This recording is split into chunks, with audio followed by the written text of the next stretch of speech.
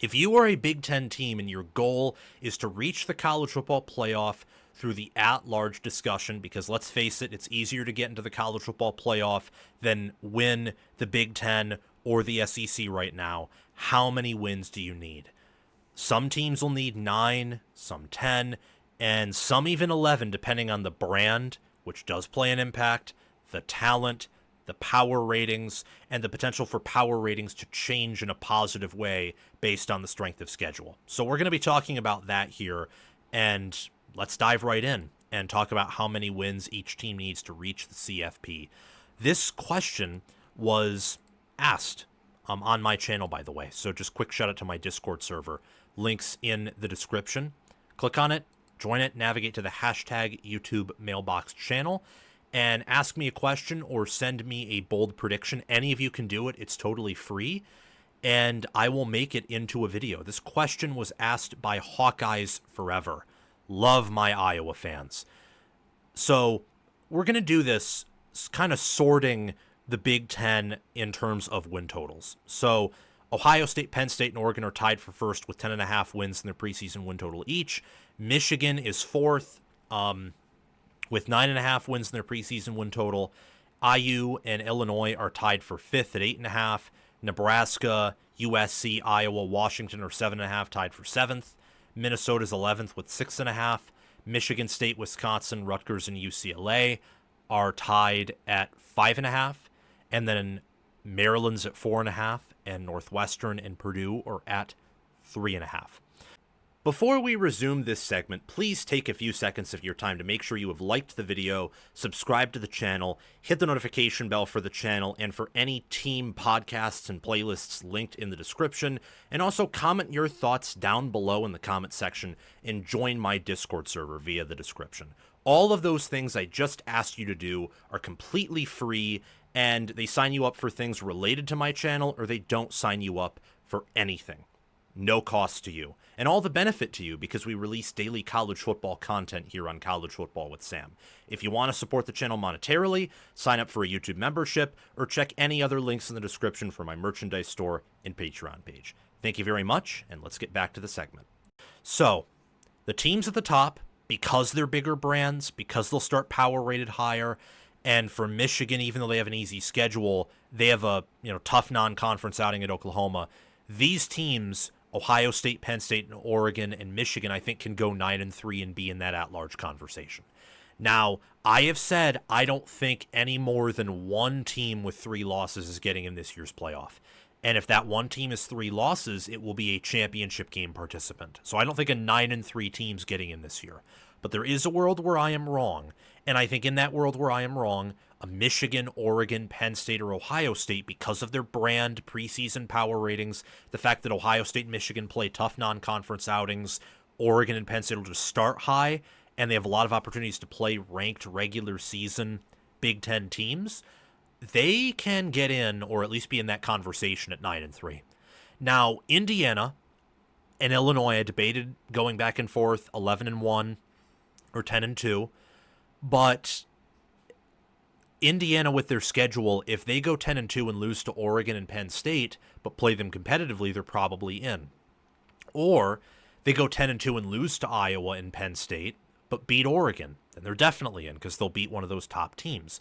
With Illinois, I may revert and say 11-1 might be necessary, but if they go 10-2 and let's say they lose to USC and Ohio State, or Indiana and Ohio State, but they beat USC, beat everyone else, including Duke in the non-con, who some think will win 8 or 9 games, could go to the ACC championship game, that'll be a good non-conference win. So there is a world, I think, where Illinois is in that conversation at 10-2.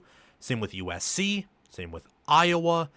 Iowa, I would have put at 9-3, but they do not have the brand. They won't play the style of football to where even with a tough schedule, 9-3 will get them in. It's just not as tough as Wisconsin's or Oklahoma's or Florida's to where I can warrant them going 9-3 and see the committee even considering them. Washington, also 10-2. Same with Minnesota, same with Michigan State. Now, Rutgers and Wisconsin, I think, could be in the conversation at 9-3 because of how tough their schedules are. So Iowa gets Penn State, Oregon, and Indiana at home. Rutgers has the unfortunate pleasure of playing Ohio State on the road and then Penn State at home. That's just to close out the year.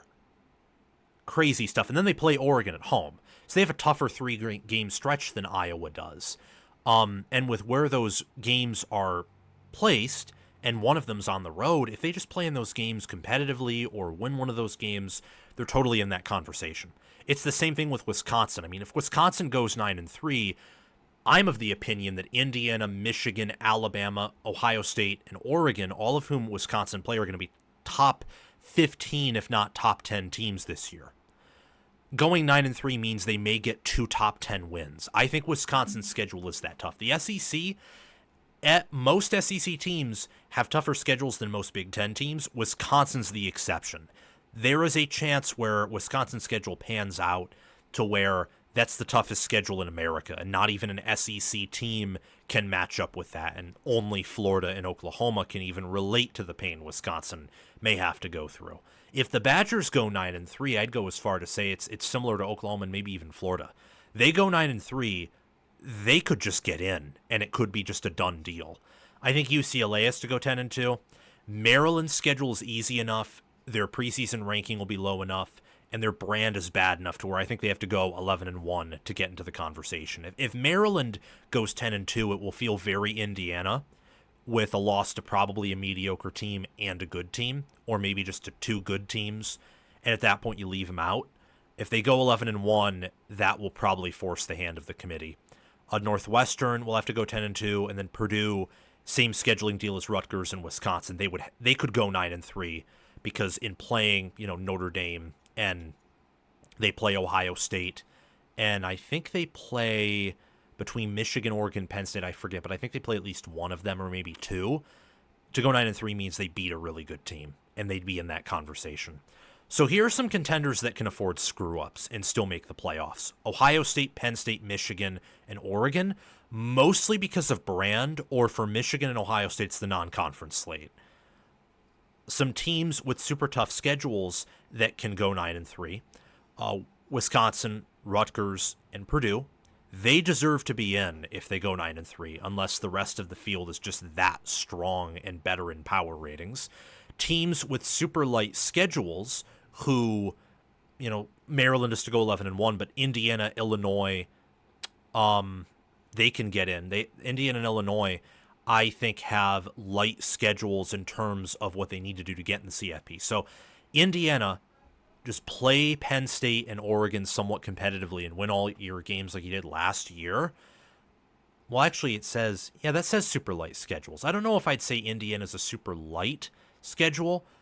Michigan is a much lighter schedule than Indiana.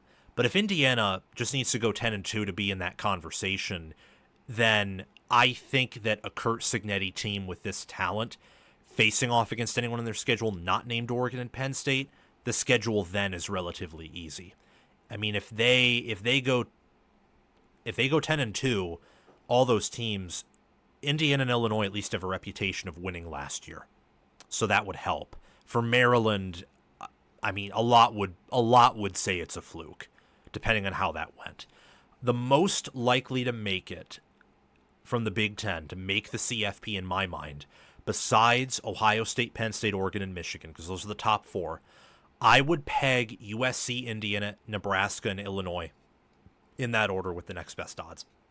I think USC is being insanely slept on relative to win totals. I do not think they're a top 10 quality team, but I think their staff is really good. I think their schedule matches up well with their roster.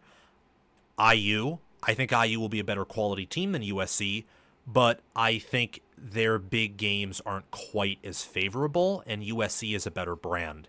So USC at 10-2 and Indiana at 10-2, if one of them has to stay out and one gets in, they're putting USC in. Nebraska has an easier schedule than USC or Indiana, in my mind. I'm just putting them lower than them because I don't think their roster is as good. And for Illinois, it's the same deal, and I think that Nebraska actually has a better roster than Illinois. But Illinois, Nebraska, Indiana, and USC, those along with the Big Four, I think, have at least realistic odds to reach the playoffs. Could also mention Washington, But I think Washington, much like Michigan State, they could be sleepers with their staff and QBs, but they also have a lot going against them in either their schedule or some of their roster depth. That's how many wins I think all 18 Big Ten teams need to reach the college football playoff. Thank you for watching College Football with Sam. Make sure that you've liked the video, subscribed to the channel, hit the notification bell for the channel and team playlists and podcasts in the description, joined the free Discord server where we talk college football 24/7, and have commented your thoughts down below. Check out the description for any ways you can support the channel monetarily. Everything else I've asked you to do is completely free, and your support means the world to me. We're trying to become the next big thing on college football YouTube. 6-figure subscribers, maybe 1 million one day. I think we can do that. And also check out any videos or playlists, anything in these columns right here, where there will be videos and playlists. Yeah, you get the point. Have a fantastic day, and I will see you in the next one.